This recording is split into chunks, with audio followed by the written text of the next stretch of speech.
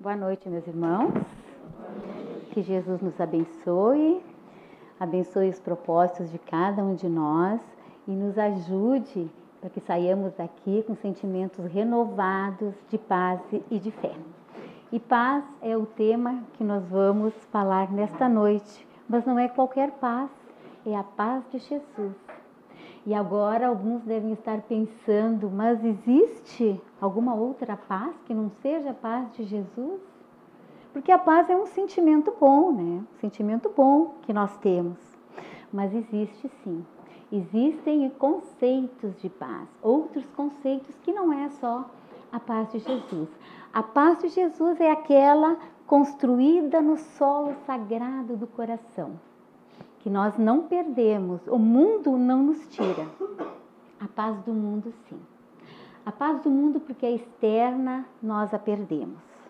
Emmanuel nos fala em Vinha de Luz que a paz dos desejos realizados, dos sentidos satisfeitos, é uma paz transitória, é a paz que sente, por exemplo, o viciado, o maledicente, a pessoa vingativa. Após saciarem esse desejo, eles ficam em paz. Mas tão logo passe o efeito dessa droga, eles perdem a paz. Por isso, então, nós vamos tratar nessa noite a paz de Jesus como aquela paz que nós construímos dentro de nós, patrimônio do Espírito e que o mundo não nos tira. E esses outros conceitos como a paz do mundo. Os romanos, por exemplo, entendiam, chamavam pax, a pax romana, era o bem-estar material. E era bom, também era bom, mas não é a paz de Jesus. A paz de Jesus vem com o nosso conhecimento, com essa nossa busca. E Raul Teixeira, no livro Carta Magna da Paz, ele nos diz que ninguém pode usufruir da paz sem compreendê-la. Então é preciso a gente estudar essa paz, para buscar ela para dentro de nós. Porque a paz principia, a paz no mundo principia no coração de cada um de nós. E urge que busquemos essa paz para dentro de nós. Desde os tempos antigos, no Antigo Testamento, a gente vê que já havia saudações de paz. O homem já ansiava por paz. Eles se saudavam, fique em paz, vá em paz, a paz esteja contigo. E Isaías, um grande profeta do Antigo Testamento, profetizou que nasceria da linhagem de Davi o Messias, que seria conhecido como o Rei da Paz. E de fato, naquele dia que partiu a história em duas partes, antes e depois de Cristo, havia grande festa no céu, nos diz Emmanuel em Caminhos da Luz. Uma comunidade de espíritos puros estavam próximos da terra, porque nasceria o Messias. Duas vezes esses espíritos, essa comunidade, se reuniu próximo à terra. A primeira, quando foi criado o orbe, e a segunda, então, quando nasceu Jesus.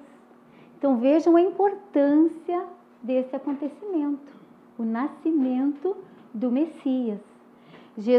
José e Maria foram para Belém para fazer o recenseamento, e Maria já estava grávida, e lá, então, completou-se os dias da gestação dela. E ela teve Jesus. Como não havia lugar nas hospedagens lá, eles foram para um estábulo. E ela teve Jesus, envolveu em panos e colocou numa manjedoura.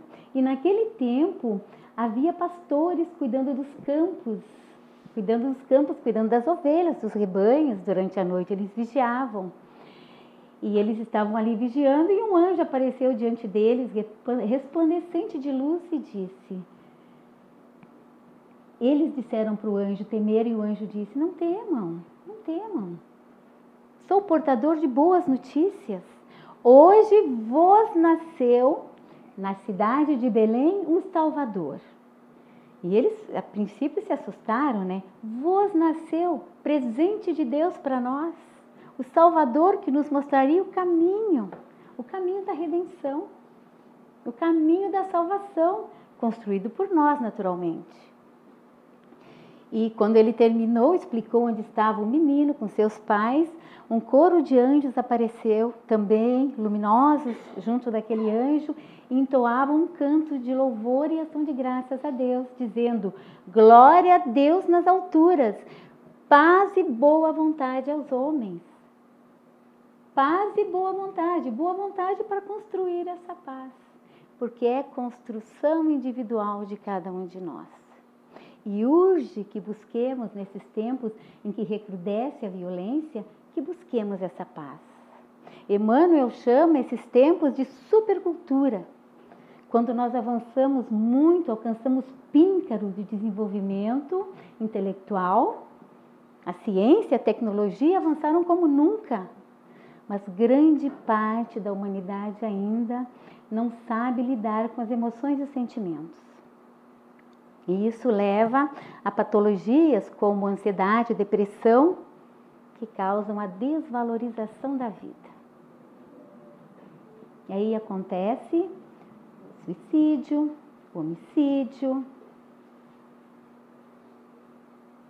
ataques físicos, verbais, virtuais, ou seja, indiferença, falta amor nos corações. E a paz de Jesus é justamente o amor, é a não violência. Precisamos voltar a aprender a amar. E Jesus é o caminho. São palavras de Jesus.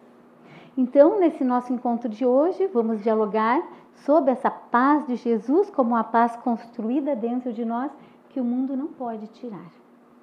Vamos ver também a paz do mundo, que essa o mundo tira. O mundo pode dar e pode tirar, mas a paz de Jesus não. Seguindo aqui, trouxe aqui então para iniciar a nossa reflexão duas passagens do Evangelho. Jesus fala em diversas passagens sobre a paz, mas eu trouxe duas aqui. Aqui Jesus já está se despedindo, passando para os apóstolos as últimas instruções. Aí ele diz: digo-vos essas coisas para que em mim vocês tenham paz. No mundo tereis aflições, mas tende bom ânimo, eu venci o mundo. Aqui Jesus está nos dizendo que a nossa paz não é a paz do marasmo, da tranquilidade, da falta de contrariedade, tudo certo, tudo como nós planejamos. Não. Nós teremos aflições porque vivemos em um mundo de provas e expiações e não somos anjinhos ainda. Então, nós não merecemos viver entre os anjos. Nós temos aqui que viver aqui e pagar os nossos débitos. Todos os nossos débitos. Então, nós teremos aflições sim. Mas Jesus diz que a sua paz da boa nova vai nos dar sustentação durante essas aflições. Não precisaremos temer, como nós vamos ver depois alguns personagens da boa nova, que mesmo diante das maiores tribulações, não temeram. Se mantiveram firmes na fé, porque sabiam como Sócrates antes de tomar cicuta. Mas tu não tem medo? Perguntaram para ele. Não, eles não podem fazer nada comigo. Eles só podem matar o meu corpo. Eu não, eu continuo a minha jornada. Ele quis dizer, eu alma, eles não poderiam fazer nada para ele mesmo. Só para o corpo. Isso é fé. Isso é fé no futuro. E paz interior. E depois, deixo-vos a paz. Essas duas passagens estão em João. Deixo-vos a paz, a minha paz vos dou. Eu não vos dou como o mundo a dá. Não se turbe o vosso coração, nem se atemorize. É aqui que Jesus nos passa essa ideia de dois conceitos de paz. A paz do mundo e a paz de Jesus. Então há a paz do mundo, e que também é um sentimento bom, não resta dúvida. Mas nós a perdemos. Só a paz de Jesus que o mundo não nos pode tirar. O que Emmanuel nos diz sobre essa paz do mundo? Há muitos ímpios, caluniadores, criminosos e indiferentes que desfrutam a paz do mundo.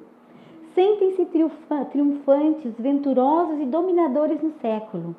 A ignorância endinheirada, a vaidade bem vestida e a preguiça inteligente sempre dirão que seguem muito bem, obrigado. Isso está em Vinha de Luz, de Emmanuel.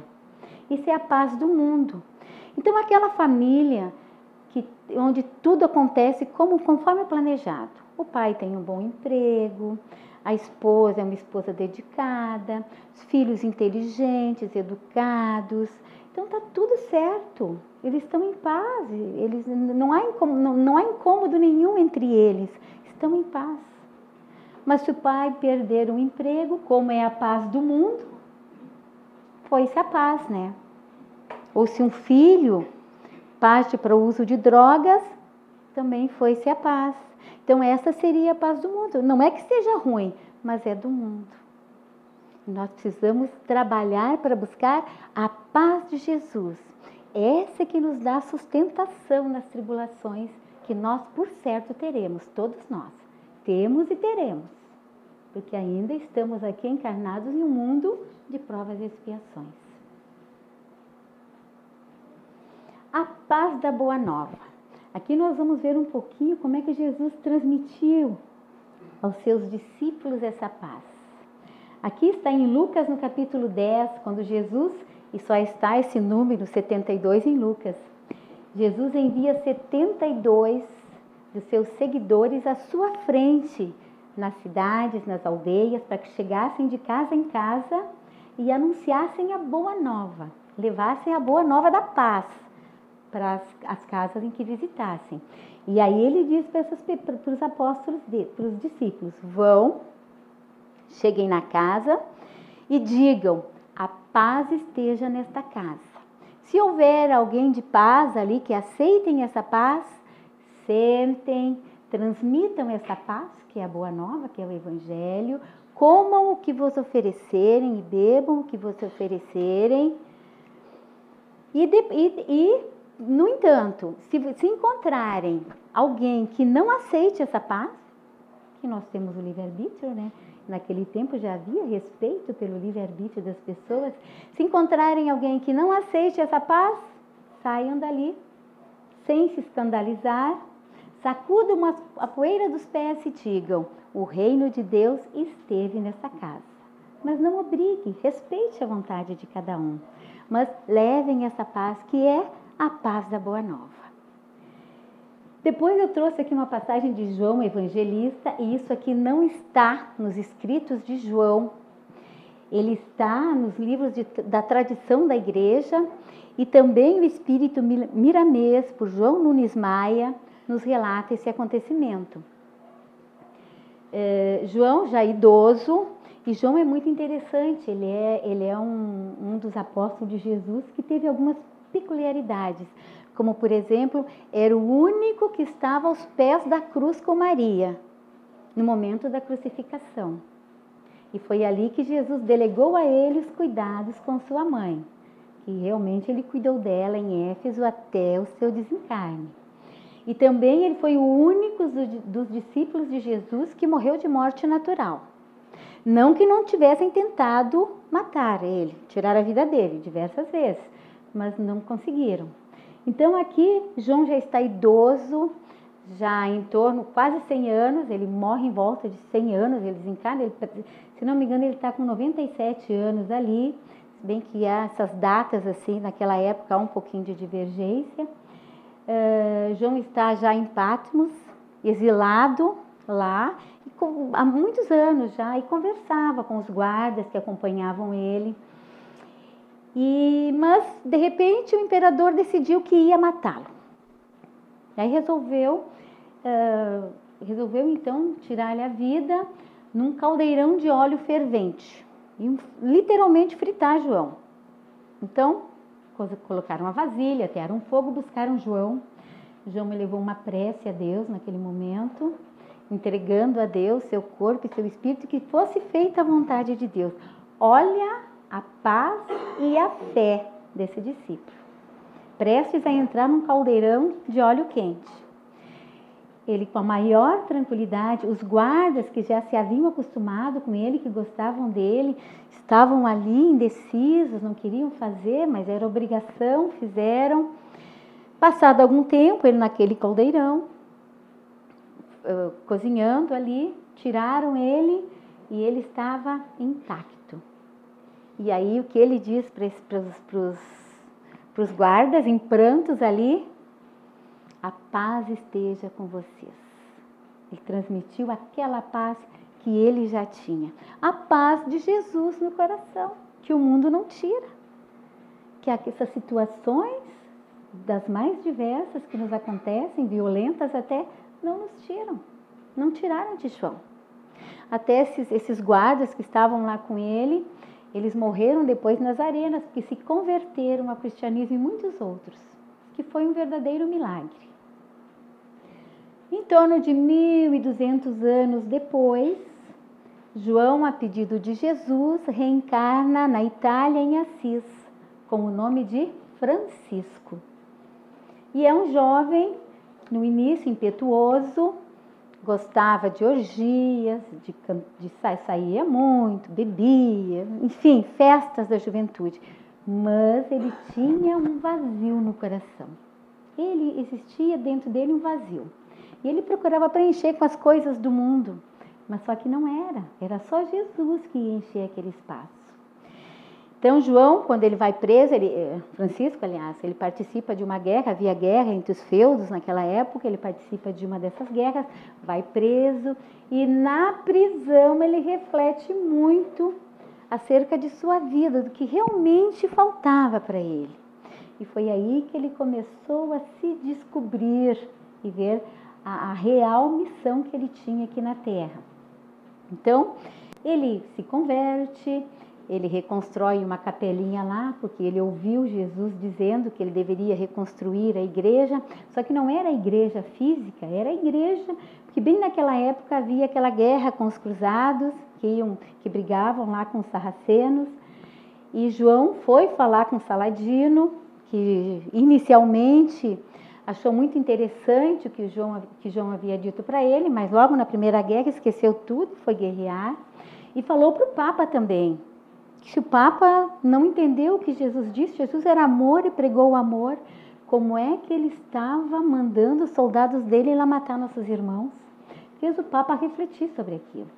Essa viagem de Francisco lá no deserto causou sérios danos à visão dele, ele foi ficando cego, ele sofreu muito, mas sempre em paz, sempre em paz. E aí contam que um dos seus discípulos perguntou para ele, Francisco, pai Francisco, se o senhor morrer amanhã, o que o senhor faria? Nada, eu ia continuar cuidando do meu jardim. Eu já fiz tudo o que eu tinha que fazer, não vai mudar nada. Tamanha a sua fé e a sua serenidade, que ele já vinha desde a encarnação de João, já aprendendo e cultivando dentro de si. E Francisco criou a ordem dos franciscanos, e a saudação deles até hoje é paz e bem. Paz e bem. Mas talvez o personagem da Boa Nova que mais demonstre para nós essa paz do mundo que a gente perde e a paz de Cristo que ninguém nos tira é Saulo, Saulo de Tarso. Saulo era um judeu, fariseu, rico, bonito, inteligente, falava várias línguas, tinha um cargo importante no Sinédrio, seria rabino, foi treinado desde pequeno para ser rabino, estudou com Gamaliel, um dos rabinos mais reconhecidos até hoje pela sua sabedoria, estudou também com os filósofos gregos, então ele tinha tudo e realmente tinha paz por um determinado tempo. Então ele está indo para Damasco, para encontrar a luz de Damasco, e a montaria, que provavelmente era um camelo, tomba e ele cai.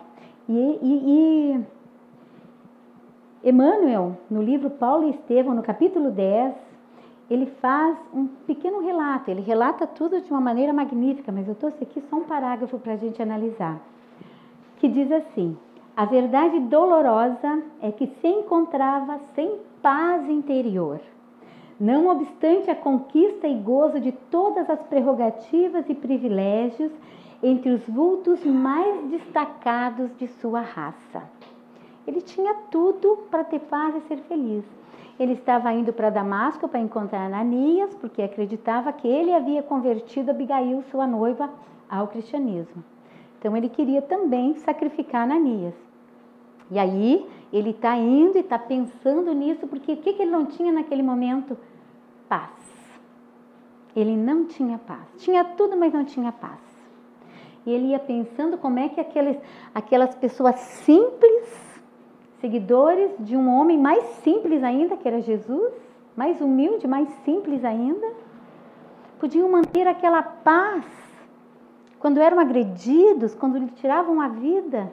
Eles não se incomodavam, eles não perdiam aquela paz. E aí ele lembrou de Estevão lá, quando as portas da morte, por causa dele, que apedrejou Estevão, diante dele e da irmã, ele disse: Abigail, não vejo em teu noivo um inimigo, mas um irmão. Seja uma boa companheira para ele. Ele deve ser muito generoso, porque seguiu Moisés até o fim. Imagina quando conhecer Jesus. E Saulo não entendia isso, quando o cavalo tombou. Ele vinha matutando esses pensamentos.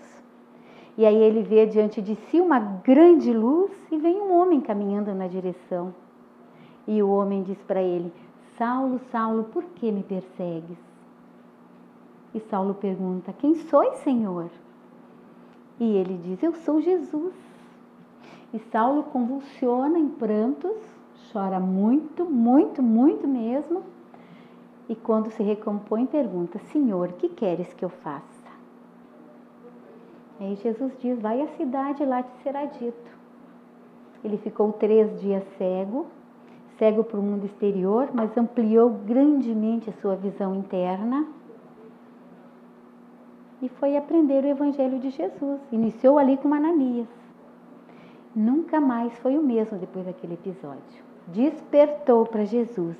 E aí, já idoso, chamando-se já Paulo de Tarso, preso, recebe notícias de que na igreja de Filipos estavam pregando seitas diferentes do cristianismo. Estavam infiltrando ideias diferentes na igreja de Filipos, uma das primeiras que ele fundou e que ele tinha muito carinho. E ainda estavam falando mal dele. Imagina, lembrando o tempo dele como Saulo, que já tinha passado há muito tempo, porque ele já era Paulo. Ele já tinha a paz de Jesus. E aí ele, preocupado, escreveu essa epístola aos filipenses. E nessa epístola ele diz, é grande, ele está preparando essa igreja para ficar. Ele preparou, ele foi um dos grandes divulgadores do cristianismo. Então ele estava preparando essas igrejas para continuar o cristianismo, a boa nova, divulgando a boa nova. Então ele diz assim, uma carta bem longa, mas eu trouxe aqui só um pedacinho para nós, onde ele fala da paz. Não andem ansiosos, disse Paulo, por coisa alguma, mas em tudo, pela oração e súplicas e com ação de graças, apresentem seus pedidos a Deus. E a paz de Deus, que excede todo o entendimento, guardará o coração e a mente de vocês em Cristo Jesus. Isso está em Filipenses, capítulo 4. Levem seus pedidos a Deus. Claro, não são pedidos materiais, né? Pedidos espirituais. Pedindo esclarecimento, discernimento, lucidez para entender essas coisas do alto, que nós carecemos muito disso. E Emmanuel, em Vinha de Luz, nos diz o seguinte sobre essa paz de Jesus. Não te esqueças, contudo, de que a paz do mundo pode ser muitas vezes o sono enfermiço da alma, o marasmo. Busca desse modo aquela paz do Senhor, paz que excede o entendimento, por ser nascida e cultivada dentro do espírito, no campo da consciência e no santuário do coração. É o nosso estudo, o nosso aprimoramento que nós vamos entendendo essa paz de Jesus. Porque a paz de Jesus é amor, né? A paz de Jesus é a não violência. E não violência é o amor. E nós precisamos aprender a amar. Nós precisamos refletir de nós esse sentimento bom, esse sentimento nutritivo, para alimentar outros corações em nossa volta que necessitam dessa paz. E aqui Emmanuel nos dá um conselho. Às vezes nós achamos que está tudo bem, que está tudo em paz, nós não temos preocupações, mas é o sono enfermiço da alma que nós devemos despertar. Senão o mundo, pela dor, nós vamos despertar. Porque é de lei que a gente avance sempre. Essa é a lei da evolução. E alguma coisa vai nos acordar e vai nos despertar. E vai nos tirar essa paz, porque ela é do mundo. Mas quando tivermos a paz de Jesus em nosso coração, aí ninguém vai nos tirar. Aí nós vamos sofrer as tribulações, porque vamos entender que sofremos porque somos devedores da lei, porque hoje estamos colhendo o que nós plantamos ontem, e amanhã vamos colher o que estamos plantando hoje. Então nós somos devedores e temos que sofrer. E vamos aprender com esse sofrimento. Precisamos refletir sobre ele. Por que que isso está nos acontecendo nesse momento?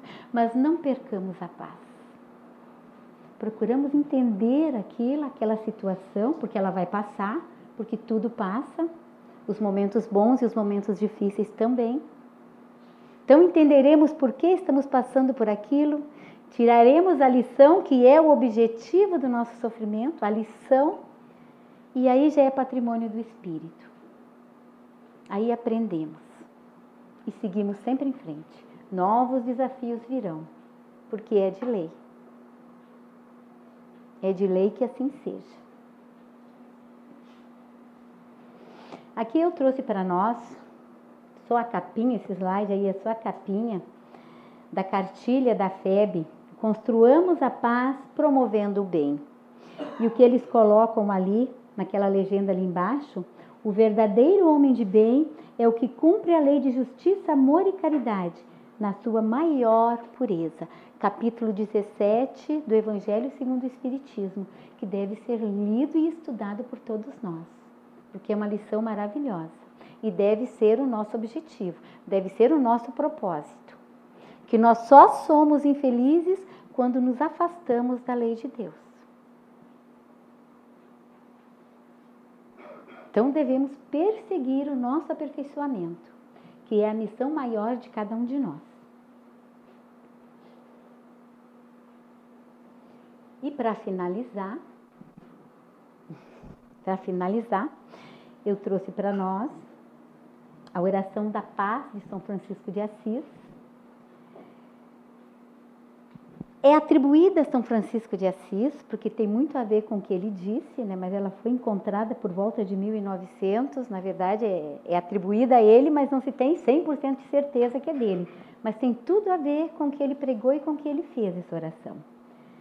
Então ela diz assim, que a gente deve fazer essa oração seguida, porque ela é muito linda. Ela nos ensina a buscarmos essa paz de Jesus para dentro de nós. Mas compreendendo como é que é essa paz de Jesus. Que nem sempre é exatamente como a gente quer. Mas com certeza será sempre o melhor para nós. Senhor, fazei de mim um instrumento de vossa paz. Onde houver ódio, que eu leve o amor. Onde houver ofensa, que eu leve o perdão. Onde houver discórdia, que eu leve a união. Onde houver dúvidas, que eu leve a fé. Onde houver erros, que eu leve a verdade. Onde houver desespero, que eu leve a esperança. Onde houver tristeza, que eu leve a alegria. Onde houver trevas, que eu leve a luz. Ó Mestre, fazei que eu procure mais consolar que ser consolado, compreender que ser compreendido e amar que ser amado. Pois é dando que se recebe, é perdoando que se é perdoado e é morrendo que se vive para a vida eterna. Isso é uma oração que a gente devia fazer a cada dia. Ele não pede aqui, ai Senhor, dai-me a paz. Não, Senhor, fazei-me um instrumento da vossa paz. Para onde houver ódio, que eu leve o amor. Que a gente faça a diferença onde estivermos, com quem estivermos. Parece pouco, mas não é. Jesus perguntou para Pedro, Pedro, tu me amas? Amo, Senhor, apacenta minhas ovelhas. Aí perguntou de novo, Pedro, tu me amas?